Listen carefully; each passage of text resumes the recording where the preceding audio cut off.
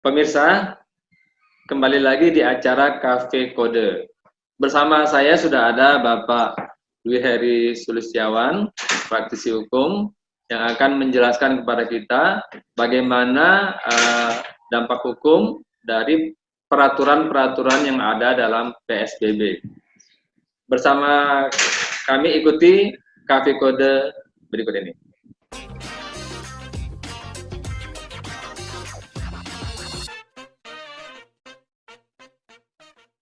Ya, selamat sore Mas. Sore juga buat yang ngikutin Cafe Kode, baik live maupun nanti rekaman. Ini saya juga baru pertama ini ikut acaranya Cafe Kode, dan semoga ini menjadi awal yang baik dalam situasi yang sekarang juga ya katakanlah ini mungkin kita harapkan ini sekali seumur hidup lah kejadian seperti ini ya. Semua juga prihatin dengan kondisi seperti ini. Semua sektor juga terpengaruh. Tidak lepas juga dari sektor hukum yang hari-hari saya tanganin ini juga terpengaruh juga. Dan yang paling jadi topik atau katakanlah jadi efek yang paling berat adalah masalah kesehatan. Sementara openingnya seperti itu dari saya, mungkin nanti ada pertanyaan-pertanyaan berikutnya atau mungkin pernyataan-pernyataan yang perlu saya sampaikan. Kita tunggu dari Mas Edi ya. Oke, mungkin kita perlu dijelaskan dulu apa saja sih larangan-larangan yang ada dalam PSBB kali ini. Ya.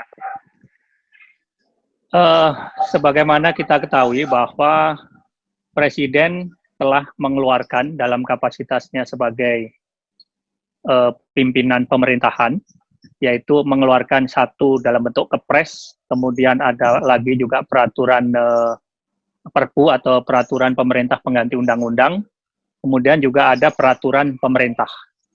Jadi 3 peraturan itu dalam rangka untuk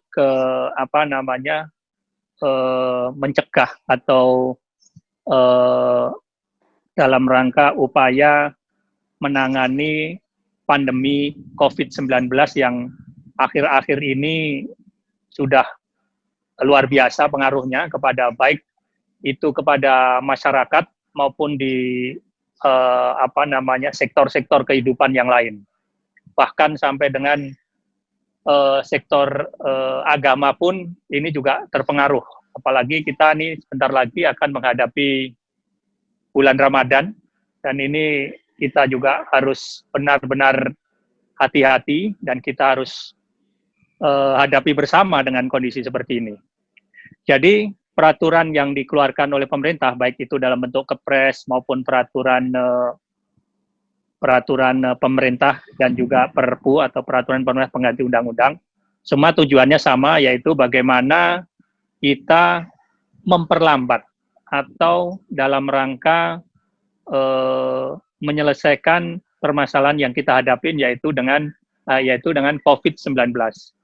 Yang mana COVID-19 dari hasil penelitian dari baik itu dari WHO maupun dari lembaga-lembaga penelitian yang lain yang kredibel, semua menyebutkan garis besarnya adalah bagaimana agar penularannya ini bisa dihentikan atau dikendalikan, gitu.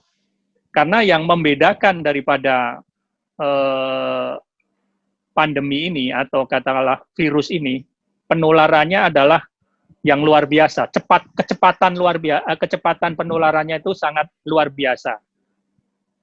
Kita tahu awalnya dari droplet atau dari air ludah, kemudian nanti bisa jatuh ke katakanlah ke tempat-tempat tertentu, kemudian dipegang orang, kemudian orang itu mengusap mata atau memegang mulut atau memegang bagian muka, dan kemudian itu menjadi menyebar. Sampai dengan hari ini kita tadi baru saja dapat update dari dari gugus tugas COVID-19. Kasus positif sudah 5.500. Bahkan beberapa ahli yang menggunakan metode-metode penghitungan permodelan, sebenarnya mungkin itu sudah lebih daripada itu. Kenapa? Karena kan sekali lagi mereka menghitungnya itu kan berdasarkan ada yang melakukan dengan sistem permodelan, satu lagi dengan menggunakan hasil tes PCR. Kalau rapid test sendiri kan itu tidak itu sebagai salah satu referensi aja. Tapi kalau yang dinyatakan positif COVID-19 itu kan setelah hasil tes dari PCR. Nah, per hari ini sudah 5.500. Jumlah meninggalnya pun juga masih cukup tinggi. Death rate kita itu hampir 10%. Hampir 10%. Ini cukup mengkhawatirkan juga, sehingga cukup tepat bahwa apa yang disebut dengan PSBB atau pembatasan berskala besar, itu adalah bagaimana mengatur baik itu hubungan orang per orang ataupun pergerakan orang per orang, artinya masyarakat, itu dibatasi. Gitu. Yaitu salah satunya adalah dengan social distancing atau kita kenal dengan physical distancing sekarang. Yang mana pergerakan maupun kontak antara orang satu dengan yang lainnya itu dibatasi. Nah, apakah aturan itu sudah cukup dengan pembatasan itu aja? Itu saja, gitu. Ditambah lagi dengan ketentuan sanksi-sanksi yang ada. Nah, kalau kita mengacu kepada aturan yang ada di dalam tadi yang saya sebutkan tadi, ada Perpu, kemudian PP dan Kepres, itu memang tidak mengatur mengenai sanksinya. Tetapi kalau kita melihat daripada ketentuan yang kemudian dijabarkan lagi di dalam peraturan gubernur, ada juga yang peraturan wali kota dan seterusnya, yang sekarang juga sudah diterapkan di beberapa daerah tingkat 1 atau oleh gubernur maupun dari daerah tingkat 2 atau kabupaten maupun wali kota madya, itu mereka sudah menetapkan beberapa sanksi. Bahkan Gubernur Anies Baswedan, Gubernur DKI sudah menyatakan kalau beberapa katakanlah kantor yang tidak mematuhi daripada aturan itu sudah diancam akan ditutup. Bahkan bisa kalau misalnya katakanlah membandel bisa dilakukan penutupan secara permanen gitu. Kenapa? Karena kalau tidak diberlakukan seperti itu juga ini kepatuhannya itu mungkin tidak seefektif kalau itu diterapkan dengan sanksi gitu. Sebagai analogi saja bahwa kita tahu bahwa di kita ada namanya undang-undang lalu lintas dan peraturannya. Kita cukup sedih kalau melihat daripada tingkat kepatuhan daripada masyarakat kita itu kan masih rendah, bisa dikatakan masih rendah. Saya ambil contoh misalnya, orang takut dengan polisi, bukan takut dengan lampu merah. Lampu merah kalau dia melihat bahwa tidak ada polisi, dia akan terabas itu. Artinya apa? Itu sebagai analogi bahwa tingkat kepatuhan masyarakat kita itu masih takut dengan namanya orang, bukan takut kepada peraturannya atau patuh kepada aturannya. Gitu. Itu sebagai analogi aja. Nah, ini sekarang kita kembalikan kepada masyarakat bahwa kondisi sekarang ini kalau kita bicara lampu merah, kuning, hijau, ini sudah posisinya mungkin sudah merah gitu. Kenapa? Karena kondisi penyebarannya itu sudah luar biasa. Kita tahu tanggal 1 Maret itu baru dinyatakan 1 atau 2 orang. Sekarang dalam jangka waktu kurang lebih 1 bulan lebih sedikit, itu sudah 5.500. Artinya tingkat penyebarannya itu sudah masif dan begitu cepat gitu. Nah, kalau ini masyarakat sebagai garda terdepan dalam hal melakukan social distancing atau physical distancing ini nggak patuh, mereka tetap nekat atau mereka tetap akan mengacuhkan dengan aturan-aturan itu, maka kita khawatirkan kondisi ini tidak akan selesai gitu.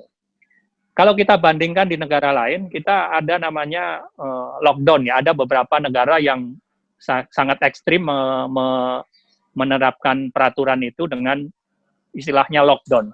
Ada yang lockdown total, ada lockdown yang semi lockdown, artinya pada saat lockdown orangnya boleh keluar rumah gitu ya.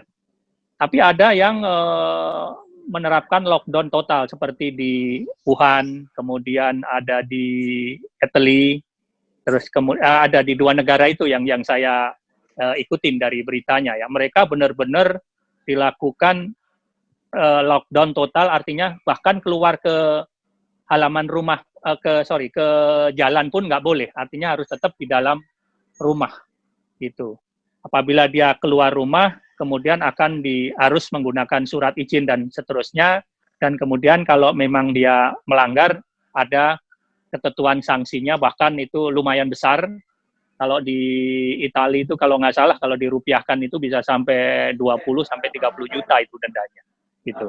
Nah, memang kita tidak bisa samakan atau bisa analogikan sama persis negara kita dengan negara-negara lain gitu ya, karena memang karakter daripada masyarakat kita kan juga berbeda gitu. Tapi kembali lagi bahwa kita sekarang sedang diuji sebagai bangsa, sebagai masyarakat ini, bahwa kita harus patuh. Memang pedih, memang sedih, memang ngelihat kondisi sekarang ini. Artinya bahkan kita mau ketemu dengan katakanlah saudara dekat dengan orang tua pun juga nggak bisa gitu berkunjung gitu. Ya, tapi harus kita jalanin gitu. Dengan segala kondisinya harus kita jalanin itu. Demi apa ya? Demi untuk ini buat kebaikan kita semua. Karena kalau nggak kita sendiri nggak patuh, ini akan sulit nanti. Nggak akan selesai-selesai ini. Karena sekali lagi, sekarang ini yang lebih tragis lagi adalah seseorang yang positif COVID itu kadang-kadang tidak bergejala sama sekali atau tidak ada simptomnya sama sekali gitu. Nah ini yang berbahaya. Mereka akan berjalan kemana, bersosialisasi atau ketemu dengan orang, kemudian dia akan memegang sesuatu, kemudian itu akan menyebarkan virus-virusnya itu kepada yang lain. Ini yang sebenarnya yang berbahaya. Kalau yang ada simptom itu kan ketahuan gitu. Tapi kalau yang nggak ada simptom atau nggak ada gejala, ini yang berbahaya. Dia akan menularkan kepada yang lain. Dan yang lebih fatal lagi adalah kalau kita lihat lagi dari hasil penelitian ini adalah virus yang mana memang fatality rate-nya itu rendah, tetapi terhadap beberapa orang yang mempunyai sakit bawaan seperti diabetes, darah tinggi, jantung, ini sangat rentan. Artinya fatality-nya tinggi gitu. Sementara kita ketahui di Indonesia ini pengidap diabetes sangat tinggi. Pengidap darah tinggi atau hipertensi juga sangat tinggi. Nah, ini yang rentan dan berbahaya. Apabila mereka berkontak dengan orang yang positif COVID, sementara yang positif COVID ini berkeliaran kemana-mana dan tanpa simptom atau tanpa gejala, kemudian menularkan kepada orang yang rentan, ini yang sebenarnya yang sangat berbahaya.